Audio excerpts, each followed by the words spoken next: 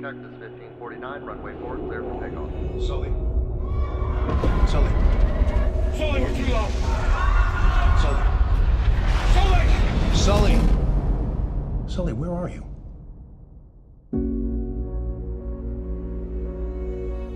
No one warned us.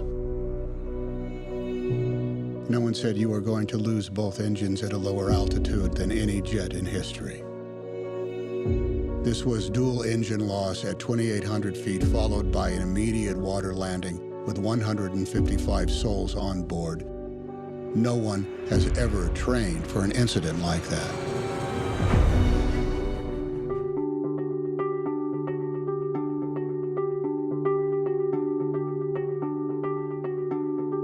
Well, hello and welcome to another edition of our Conversations with Sound Artists podcast series. We are on the lot at Warner Brothers today, shining a little spotlight on the movie Sully, which is nominated in the Best Sound Editing category. And we're here talking with Alan Murray. This is almost like we're going to be old friends about this, aren't we? Yeah. We talked just last year about your nomination about Sicario, Right. And Alan, this is you've been nominated 7 times and won twice. Or you've been nominated 9 times and won twice. Yes. Yes. Right. It's been a pretty amazing.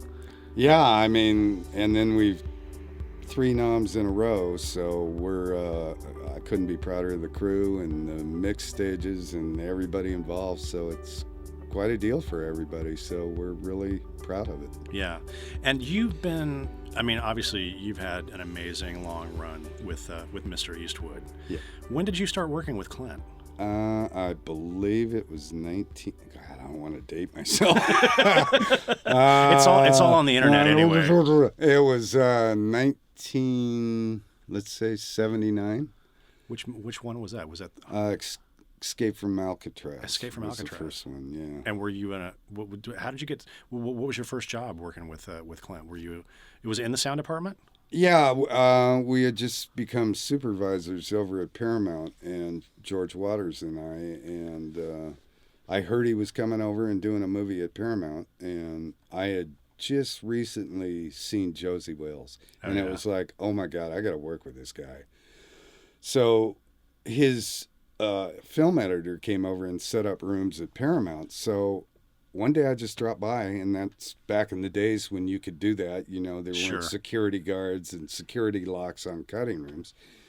And I walked in and introduced myself, and I said... You just walked right up to Clint? No, it was Ferris Webster, the film editor. His picture editor. Okay. Yeah. Uh-huh. So I walked in there and I said, hey, Ferris, I'd like to introduce myself. I'm an ambitious young sound supervisor, and I just saw Josie Wales, and I would do anything to work with Mr. Eastwood. And he said, well, you know, we'll see. And so I'd see him in the commissary and go up and start talking to him again. And then one day he had Don Siegel with him, who directed it.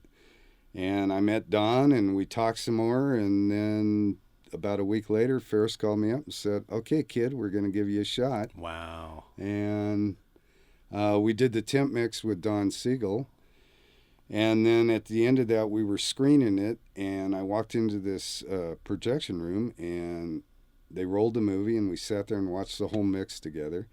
And during the screening, I felt this presence walk in behind me, and I didn't want to turn around. I just stayed focused up front. And at the end of the movie, I felt this pat on my back, and I heard this, nice job, kid.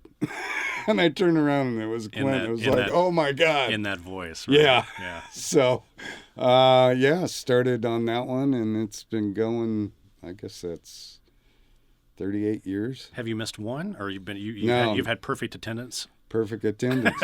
Yeah. And, you know, it's hard with schedules and all that, but, you know, I wouldn't miss it. So. Well, you got to make it. You have to make it work. Yeah, right? got to make it work. So. Yeah. Been lucky. So,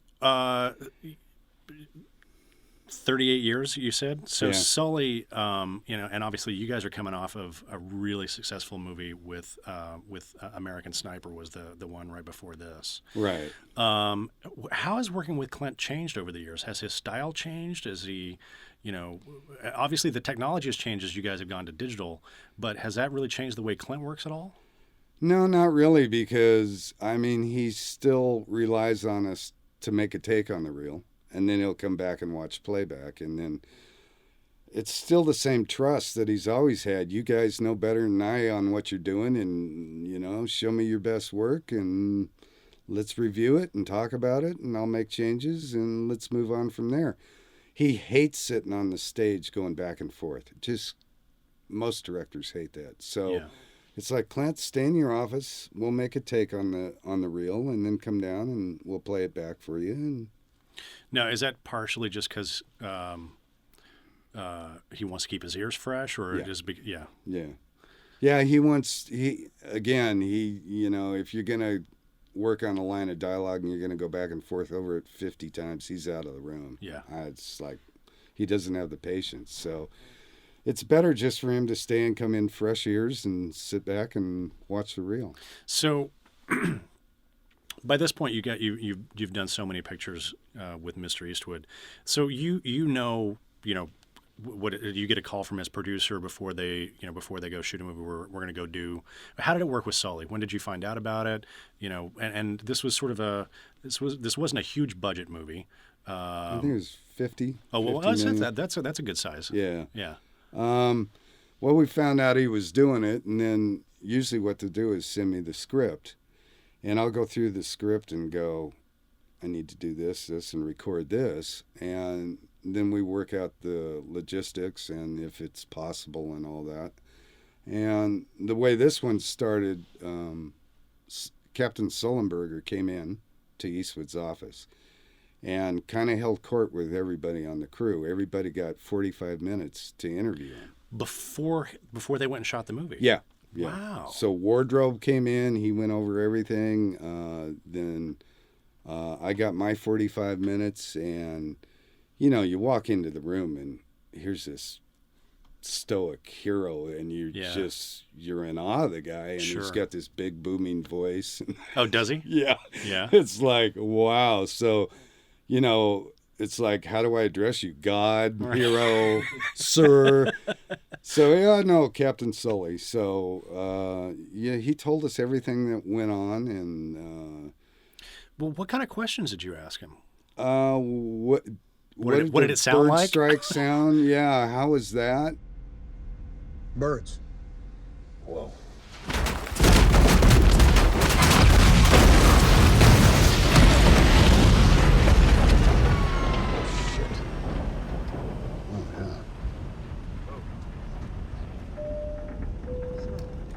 What immediately happened to the engines? And he said, you know, you got to understand from the cockpit, because the engines are Or back. behind you? Yeah.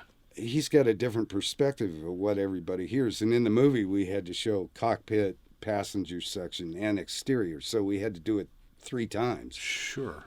But I'd never thought about that. What do the engines sound like in the cockpit? well, Are you getting more vibration and structural stuff, or are you no, actually? on normal engines, you kind of hear the rumble and the jet whine a little bit. But after the birds struck and all the turbine blades were broken and smashed, he said it sounded like some really big heavy shoes in a clothes dryer, just boom, boom, boom, boom, boom. Oh, interesting. Because I guess the rotors were still freewheeling when the plane was descending. So it was them trying to turn with all the broken turbine blades inside. Okay. So he described that. We also had the cockpit recorder transcripts that broke down everything he said and told us what alarms were going off in that time period. It was broken down to seconds and minutes, and Sure. I think the whole thing lasted 3 minutes. So. It's pretty amazing how Yeah. fast the whole thing goes, doesn't it? Yeah. And yeah, because there were constantly alarms going off, and the automatic recordings. Yeah, the voice alarms. Yeah, the voice alarms. Yeah, those are crazy. I never would have thought they sound like 32-bit Nintendo games. It's like, Right. oh my God. So, yeah, that was a revelation.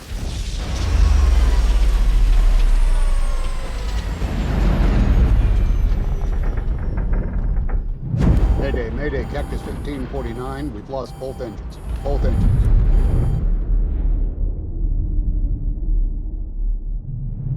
No relight on 1 or 2. Cactus 1549. 49, if we can get it for you, do you want to try to land runway 13? Departure control, we can make it. We're turning back towards LaGuardia.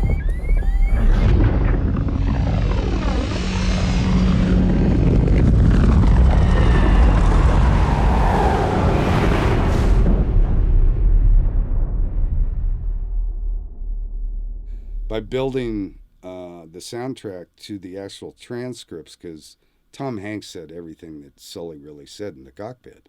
So we could, where Tom Hanks said this, we knew in that time frame what alarms were going off and all that. So we got to rebuild it. And after we rebuilt the cockpit, it was amazing how much chaos was going on. And just for that guy to keep his focus on what he was doing, he had air traffic control calling him. He had the computer voice, pull up, pull up, pull up. The alarms were ringing. I just don't know how he kept his focus. And to land that plane that perfectly, it's like it is a miracle. So when you went back and basically kind of, it sounds like you did a little bit of forensics and you kind of rebuilt, in high fidelity, what was happening on the audio recordings from the cockpit. Did it end up being too much? Like, did you have to pull some of that stuff? But was it just too chaotic? No, it built the tension. It built the tension. So yeah, like I said, after we built it, we sat back and went, "Oh my God!" You didn't need score. You didn't need anything. It was the tension of the cockpit. Plus, the engines were making their noise, from the turbine blades bouncing around, and because that sequence basically it happens, sort of midway through the film when the crash happens, or I should say the forced water landing. Yes.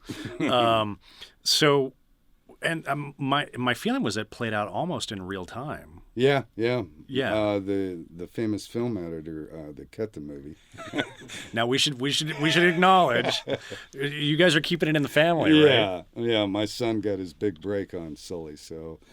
And he edited edited picture, right? Yes, and it was a huge movie. I mean, he's been in the cutting room for 12 years, so it was a natural progression. But to get a break on a movie like that with Tom Hanks. Of course. So they went real. Usually the picture editor kind of busts the chops of the sound supervisor a little bit. Did that happen on this he picture? He tried.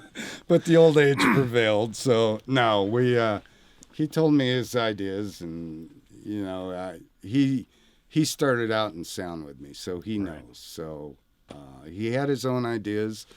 I think the problem with what he was going through, when you're in the room with the avid, it's like a personal thing. You don't have huge soundtracks. You got maybe 3 tracks, and it becomes a very narrow focus. Right. And he's trying to tell the story.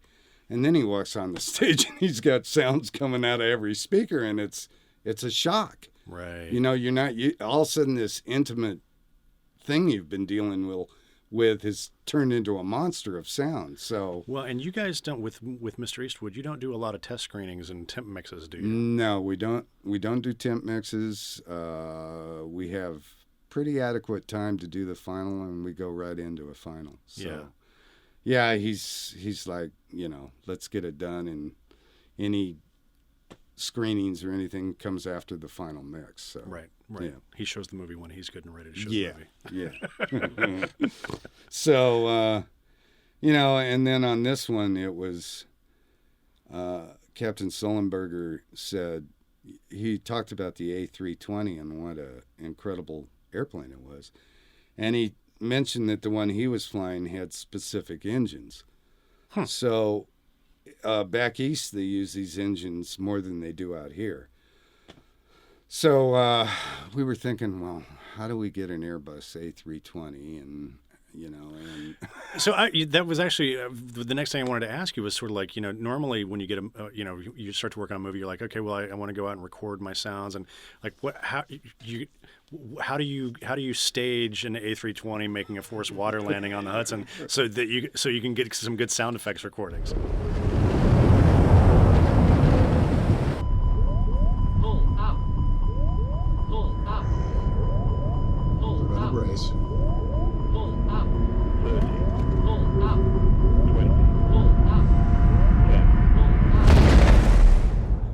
I'm of the impression, as a sound supervisor, it's let me hear the sound. Mm-hmm. I need to experience what Sullenberger was hearing. I need to feel what that jet sounds like. And then I can build on it. But first, I've got to hear the real thing. What actually happened. Yeah. So American Airlines had taken over U.S. Air at that point. So we talked to the head, and they were cooperating with the movie. So we talked to the head of American Airlines, and it was like, I need to record one of these planes, and it's got to have these specific engines. And they're going, no. Alan, in this time and age with security problems, there's no way I can put you on an airliner with a recording crew. Just the security alone is crazy. And I kept on thinking, you guys can tell me no now, but I got to do this because I owe it to Captain Sully. I mean, This is his story. He's a live hero. You want to portray what he was hearing, and you want to do it right. Right. So I kept dogging him, and finally I said, there's got to be a point where you take one of these A320s and have it repaired. You got to, So finally they found one with the engines, and they were flying it out of Arizona to Texas to have it painted. And so I said, all right, that's it.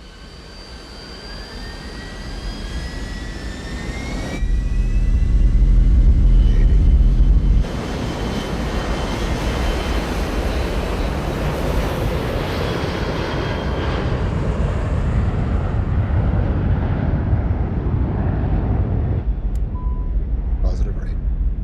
Gear up, please. And give up.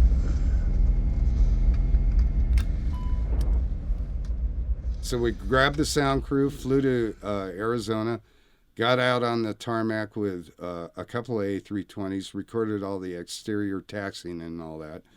And then we boarded this jet that was taken off to Texas. We wired the whole thing, just me and John Fasal, wired the whole thing with mics, 5.1 in the passenger section, cockpit, every place. Then they let you have free run, because they weren't flying any passengers. No passengers, just us and the pilot. Pilot was great. How do you want me to take off? And really? Oh yeah. Do you want me to do it like in the movie? And you want me to cut the engines and bring it in for yeah, you? No, he wouldn't go that far. So we flew to Texas that night, and we ran into this huge thunderstorm just as we were coming into. I think it was. What was the area of Texas we landed in? Oh, well, anyhow, it was a smaller airport. And this plane was dropping like 35, 40 feet because the air pressure changed. Oh, yeah. So we got all that type of sound, which was, at one point I'm thinking, oh my God, we're actually going to be able to record a plane going down, So you were white knuckling it a little bit, yeah. So, and then we landed, and we told the pilot we needed to get some exterior engines, close-up stuff. Mm-hmm. And could he rev the engines up to 100% power and then do a shutdown? And so we're out there on the tarmac. It must have been 11:30 at that time. And the head of the airport comes out and he says, "What the hell are you guys doing, boys? If you don't get that airplane out of here, I got guys that are tired. They want to shut down the airport. You got a half hour." And it was like, John Fasal. He's like, "Wow, wait, I got to get one more thing." And Yeah. So at that time, we actually, when they shut down the engines, I guess because of the altitude and the heat of flying into Texas, we got in close to the cowling, and the rotors were rubbing against the inner lining of the cowling because I guess they had expanded with the heat. And that's normal? They said it was. It didn't sound normal, did it?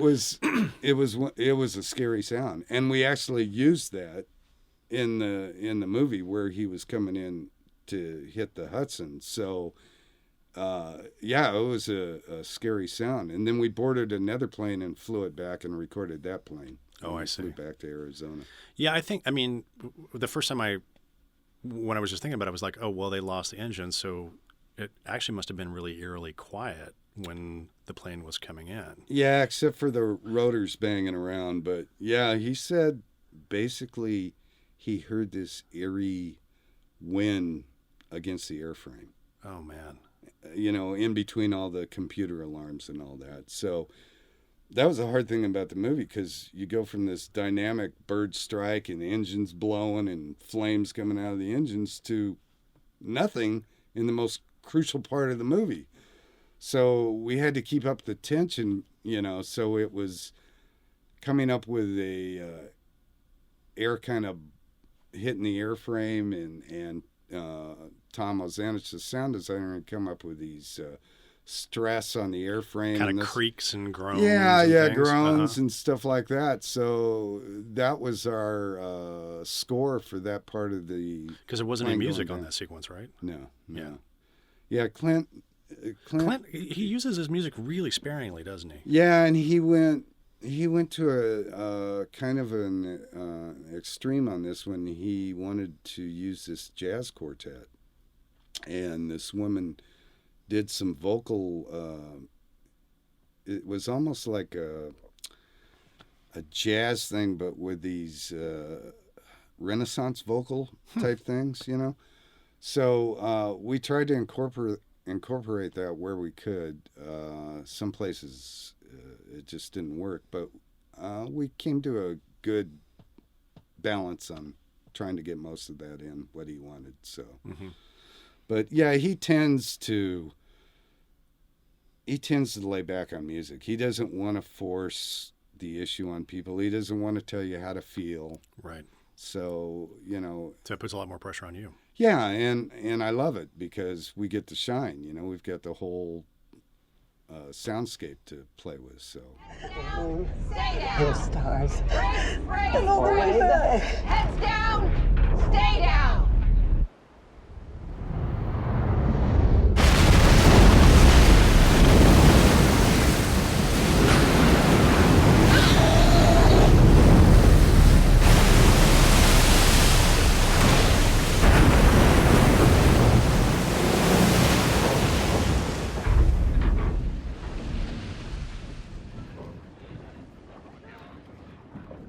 We do, darling.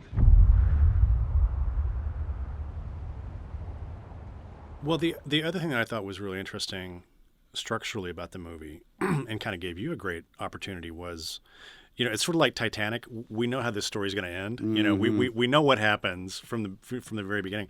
And I thought, obviously the movie opens with the plane, with the plane crash as well, except it doesn't turn out quite the way you think it's going to. No. So what happens for people who haven't seen it right at that opening? Well, the opening sequence, it was, okay, this is a nightmare. Right. So we're going crazy with the sound. We're not sticking to anything real. So we went kind of overboard on that, and to show the terror of what really could have happened and what was avoided. Because you stage those basically kind of, they're kind of daydreams on Sully's part, but they're nightmares as well. When if things had worked out differently, if he had crashed the plane in Manhattan, right? And so you had this opportunity to kind of, obviously the audience is waiting for the crash sequence, and I thought it was really smart not to just leave it until an hour and 10 minutes into the movie. Yeah, like actually do it right at the beginning. Yeah, but I thought it was a really smart idea to play with the reality a little bit, and you guys really had some interesting opportunities with the design there as well. Yeah, we got to go wild with everything, and it was nice because we got that out of our system, and right. And then we went, okay, now we got to deal with the kind of documentary style, the way we're going to do this on the real event. So, yeah, it was, and I got to tell you, we went down to the Air Force Base in New Mexico to do the F4 sequence, and again, it was something I had seen in the script and requested. So the F4 sequence is sort of a flashback to when Sully was younger? Right, yeah. And I got to tell you, the producers at El Paso, they know that I'm trying as hard as I can. So they're really great about trying to get me to get in there and record these things. So again, that was another security thing going down there. But But you also, like, Mr. Eastwood's name does sometimes it open does. It some opens doors for these kinds of things, doesn't it? Yeah, just a real quick side story. We were doing American Sniper, and we were in 29 Palms at the Marine base there. At the Marine base, doing a huge military exercise where we were recording howitzers, and we were like, I think may have been 500 yards away from an impact zone where the howitzer shells were flying over our head and hitting there, and jets were dropping 500-pound bombs, and it was loud. It was loud, but you can't get the awe unless you're there. Right. And the Marine major said to me, "Okay, they're going to let off a line charge." Well, I don't know what a line charge is, and I've never heard one. And we're out there, we're in Kevlar vests and helmets, with our recording equipment. We must have looked like the biggest geeks to these Marines, But the guy says, "Okay, the line charge is coming." And I'm looking down at my meters going, "Okay, how loud is this going to be?" This thing went off. And it lifted me 3 feet off the ground and threw me flat on my back. Wow. And that was just the wave. Concussion. Right? Yeah.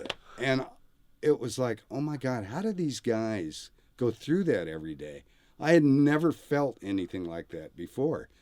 And I thought, well, thank God I had the helmet. And, so. I'm going to presume you pegged your microphone that day. Yeah. But, then we were driving back. We were leaving the area. And the jets that were doing the military exercise, they called in to the major in the Humvee and they said, "We understand Mr. Eastwood's crew is out here recording. We'd like to do a salute to Mr. Eastwood." So he pulls over, and down this desert canyon come these 6, they must have been, I think they were F-18s or something. Anyhow, screaming they're coming down, and they're doing barrel rolls as a salute to Clint Eastwood. I was just blown away. It was so impressive. And naturally, you didn't hear anything until they got right on top of you. And then it was like, again, just blew you out of the water. So, but I thought, oh my God, these guys are, That's great. Yeah. So. That's great. Yeah. So, So they let you go down and record some of this stuff with the, you said it was F4s? F4s. Yeah. And, Clint, I get down there and we all fly down there and he has production meetings, and then we got to get up at 4 a.m. I don't know, the military always got to do 4 a.m. for some reason. And if you've ever been out in the desert at 4 a.m. in the winter, it's quite an experience. So we get out there and, Clint's the first guy up. Right. He's the first guy out there. It's just, with a leader like that, it's like, oh God, and so afterwards, they landed the F4s and the pilots came over, and again, they asked me if I needed anything. So we got close-up recordings of the F4 engines and all that. And then Clint spent 15, 20 minutes with the pilots' wives and families. And that's just the type of guy he is. Sure. I mean, so, he gets everybody on board, and it's really a cool thing that he does. So, and everybody wants to give it their all. Yeah, yeah. So you had this movie, you had Sully on the one hand that everybody wants to, pay tribute to, and Mr. Eastwood. Yeah, so, 2 iconic figures. So, it was a lot of responsibility on that movie and a lot of pressure to do it right. And thank God everything came out the way we wanted to. So. Yeah. Well, I wanted to give you a chance to give a shout out to your Foley crew, because I'm sure they did some pretty amazing work on this film. Yeah, and I got to tell you, I've had a long relationship with One Step Up. They are the best, and Dan always does the extra mile for me. He's So how did they do all the walking on the wing? I mean, it's just the magic that they do. Yeah, it's the magic that they do, and you also got to remember the production bought 2 A320s, and the production bought 2 A320s. Dead A320s. They sold the engines, they cut them in half, and they dressed them up, and that's what they shot on. Yeah, they brought one to the lake in Universal. So they put a whole A320 in this lake. And on the back lot at Universal. On the back lot. They have a huge pool. They flooded that out and put the A320 in there. Yeah. And that's where they shot a bunch of the stuff? That's where they shot the whole evacuation onto the Hudson Bay. And then you guys had access to that, obviously. So, again, so we got to go in there and record inside the airliner. And then they cut another piece off, which was just the cockpit, and brought it over to a soundstage here. So after they shot, Tom Hanks' scene, who was... He's amazing. He's amazing, yeah. I actually had the guy that was showing Tom how to fly the plane for the movie. He sat there and went over every switch with me in the cockpit. At this point, Tom's going to hit this switch, so we'd record that, and then he'd move on to the next one. So it was, all these people just poured their heart out and made everything. So it's actually, great. it's if you listen carefully to the track, that's really how it went down. It is so real, yeah. Yeah. Every switch was choreographed, and so. What an amazing piece of work. And how lucky is that? Yeah. How would you like to do that movie out of just the library? Right. I mean, I was going to be the last guy to hear Sully say, that's the wrong sound, Alan.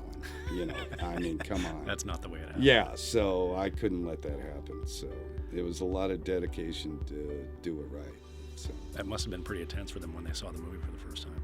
Yeah, they went and had a special screening for him, and he said it was out-of-body experience. He was very happy with it, and then supported the film. He went to all the film festivals, and I'm looking forward to seeing him again. Hopefully he'll be at the Oscars. So, he's a great guy. That's great. Yeah. Well, Alan, thanks so much for taking the time to talk with us about the movie today. Congratulations, Sully. It's another jewel in the crown for you and Mr. Eastwood. I think and hopefully there's many more to come. So absolutely. Well, good luck in a couple weeks. Fingers crossed. And, Thank you. And again, thanks for taking the time to talk with us today. This is Glenn Kaiser from the Dolby Institute and the SoundWorks Collection podcast, signing off.